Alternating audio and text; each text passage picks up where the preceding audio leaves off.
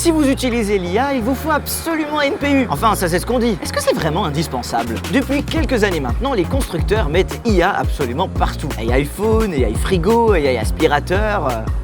Puis quoi encore? Et dans les fiches techniques, un nouveau composant apparaît souvent, le NPU. Mais à quoi ça sert concrètement? Déjà, un NPU, ça veut dire Neural Processing Unit. Il sert à exécuter des algorithmes d'IA directement sur l'appareil plutôt que dans le cloud. Dans un téléphone ou un PC, il y a déjà le CPU, qui est un peu le cerveau général, Et le GPU, qui est là pour les graphismes et les calculs parallèles. contrairement au CPU et au GPU, La plus grande force du NPU est d'être exceptionnellement efficace en énergie. Apple, Qualcomm, Intel, AMD, Mediatek, Aujourd'hui, presque tout le monde intègre son propre NPU. leur performance se mesure en TOPS, pour milliards d'opérations par seconde.